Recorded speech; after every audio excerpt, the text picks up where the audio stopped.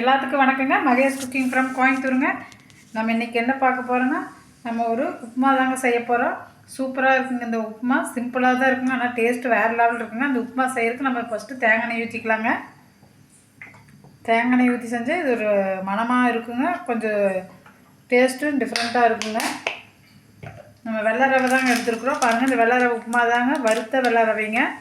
பாருங்கள், ரோஸ்டடுன்னு போட்டிருக்கு. இந்த ரவை தாங்க நம்ம செய்ய போகிறோம். நீங்கள் லூஸில் வாங்கினீங்கன்னா கொஞ்சம் நெய்யோ தேங்காய் நெய்யோ ஊற்றி சிம்மில் வச்சு கொஞ்சம் வறுபட்டுக்குங்க. அந்த மணம் வரையில் ஆஃப் பண்ணி கொஞ்சம் ஆற வச்சு வறுத்துக்கலாங்க.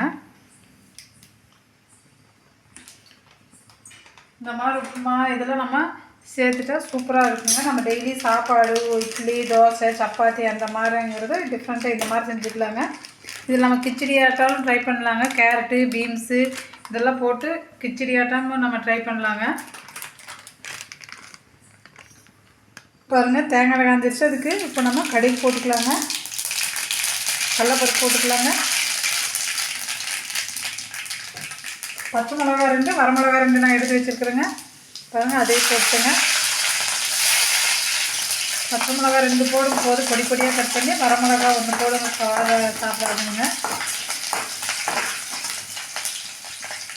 பெரிய வெங்காயம் 1 எடுத்துருக்குறேங்க. இஞ்சி இருந்தால் இஞ்சி கொஞ்சம் போட்டுக்குங்க.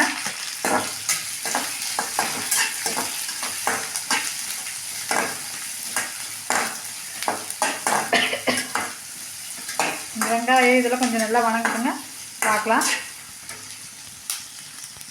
பாருங்கள், இப்போ வெங்காயம் இந்த அளவுக்கு வணங்கிடுச்சுங்க. போதுங்க, இந்த அளவுக்கு வணங்கினா போதுங்க. தக்காளி, ஒரு தக்காளியும் கொத்தமல்லி கருவேப்பிலையும் ஆட் பண்ணிக்கலாங்க. தக்காளி 1 இல்லைன்னா அரை தக்காளி போட்டுங்க. நான் ஒரு தக்காளி போட்டுக்கிறேன், உங்களுக்கு அரை தக்காளி போட்டுங்க. இதில் கேரட், பீன்ஸ் இருந்தாலும் போட்டுங்க. கொஞ்சம் பட்டாணியும் போட்டுங்க. நெய் ஊற்றிக்கலாம், முந்திரி போட்டுக்கலாம், அந்த மாதிரியும் செய்யலாங்க. சூப்பராக அது ஒரு நாளைக்கு வீடியோ போடுறேங்க. நாங்கள் இப்போ சிம்பிளாங்க செஞ்சுக்கலாங்க. நைட்டு என்ன சமைக்கிறது யோசிச்சுட்டு இருக்கிற நேரத்துக்கு டக்குன்னு இந்த மாதிரி ரவை செஞ்சு சாப்பிட்லாங்க. நல்லாயிருக்கும் இந்த ரவை. பேச்சுலரெல்லாம் ஈஸியாக செஞ்சுக்கலாங்க. வந்தோடனே வெங்காய தக்காளி போட்டு இப்படி அறுத்து டக்குன்னு செஞ்சிடலாங்க.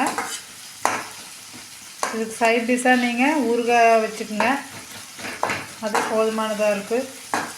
இந்த தக்காளி கொஞ்சம் வணங்கிட்டுங்க, நான் பார்க்கலாம். அது கொஞ்சோண்டு உப்பு போட்டு மட்டும் நான் போட்டு வணங்குறது.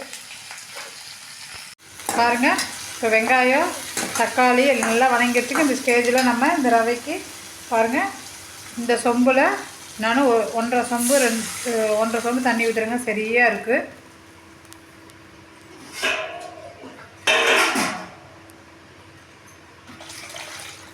பாருங்கள், 1.5 ஸ்பூன் தண்ணி ஊற்றிருக்கிறேன். பாருங்கள், சால்ட் உப்பு ஒரு அரை இது எடுத்துக்கிறேன்.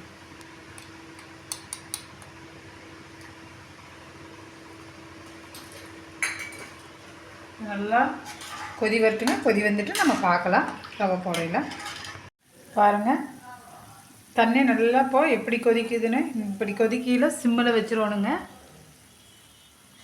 சிம்மில் போட்டு நாம் இந்த ரவை போட்டு நல்லா கலரிக்கலாங்க. பாருங்கள், இந்த தண்ணி இப்படி கொதிக்கல நம்ம இந்த ரவை சிம்மில் வச்சுக்கோணுங்க. இல்லைன்னா நம்ம ரவை போட இப்படியே மேலேருந்து போயாது.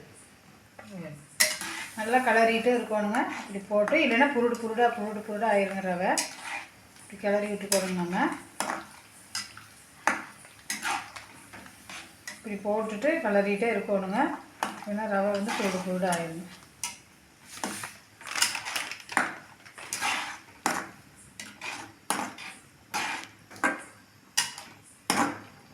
சிம்மில் வச்சுக்கோங்க. அப்போ தான் நல்லா தண்ணி பிடிச்சி வேகிறது சரியாக இருக்குது. நான் எந்த அளவுக்கு கலர்றோமோ அந்த அளவுக்கு ரவை டேஸ்ட்டு வருங்க. கொஞ்சம் சிம்மில் வச்சுட்டு வேகிறது சரியாக இருக்குங்க. நல்லா வேகிட்டு நம்ம பார்க்கலாங்க. பாருங்கள், நம்ம ரவை இந்த அளவுக்கு கொலன்னு இந்த அளவுக்கு பிணைஞ்சிக்கணுங்க. இது பண்ணிக்கணுங்க. சூப்பராக வெள்ளை ரவை ரெடி ஆயிடுச்சுங்க. இந்த ரவை சூப்பராக இருக்குங்க. இந்த மாதிரி செஞ்சு சாப்பிட்டு பாருங்கள். எப்போவுமே இப்போ அப்படி செய்யறதுக்கு இந்த மாதிரி வெள்ளை ரவை ஒரு நாளைக்கு, சம்பா ரவை ஒரு நாளைக்கு, இந்த மாதிரி நம்ம வாரத்தில் ஒரு தடவை இப்படி நம்ம சேர்த்திக்கணுங்க. இந்த ரவை நல்லா இருக்குங்க. செஞ்சு பாருங்கள். ஈஸியாக இருக்குது, சிம்பிளாக இருக்குங்க. பேச்சுலர்ஸு, இந்த குழந்தைகளுக்கு இந்த மாதிரிலாம் செஞ்சு சாப்பிடுங்க. பாய்ங்க.